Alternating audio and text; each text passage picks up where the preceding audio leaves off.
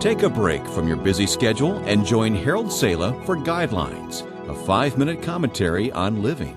I'd really like to do that, but I just don't have time. How often have you heard that? But even more personal, how often have you said that yourself?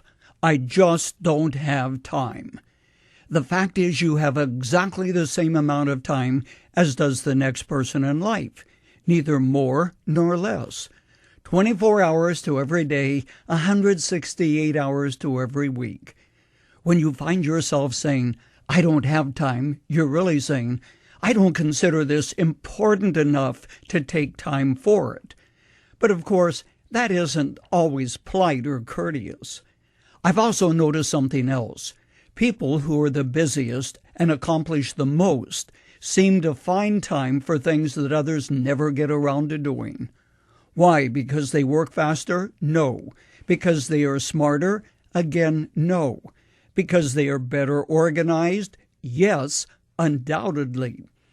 The person who has time for what is important has learned some valuable lessons that are not taught in school, but are learned by those who succeed in life. Like what? They have found the secret of making time work for them. The following are simple guidelines that will help you better use time. Guideline number 1, start on time wherever you're going, whatever you're doing. Failure to do the right thing at the right time is the cause of most habitual tardiness. It would be well for us as parents to teach our children not only how to tell time, but to teach them proper timing as well. Guideline number 2, do it now. You have often heard that it is said, it's not what we do, but what we don't get done that tires us. Procrastination only adds dread and dislike to work that must be done anyway. William Feather said that the problem is that too many of us wait to do things perfectly, with the result we do nothing. The way to get ahead is start now. While many of us are waiting until conditions are just right before we move ahead, others are stumbling along. By the time that we, in our superior wisdom, decide to get started, we discover that the fools, in their blundering way, have traveled a considerable distance. Guideline 3, learn when to say no and when to say yes. This is a matter of what you consider to be most important.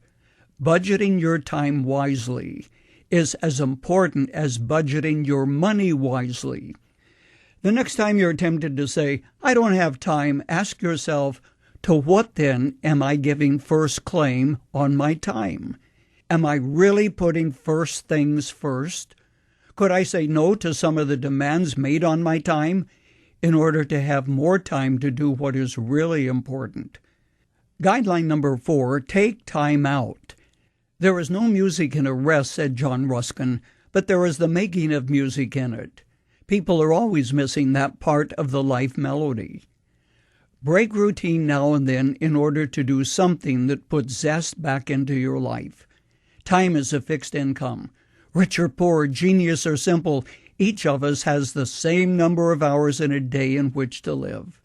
Actually, when you get right down to it, time doesn't come to us in days or hours, but just a moment at a time.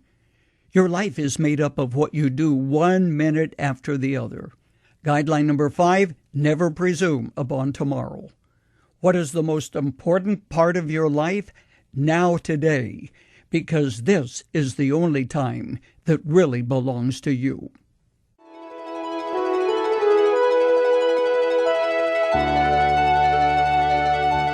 You've just heard Dr. Harold Sala with Guidelines, a 5-minute commentary on living. If you would like to listen to the program again, download a copy, subscribe to our e-commentary, or view other resources, visit guidelines.org. We would like to hear from you too. You can email us at info@guidelines.org. That's info@guidelines.org. Thanks for listening, and we invite you to join us again for the next edition of Guidelines.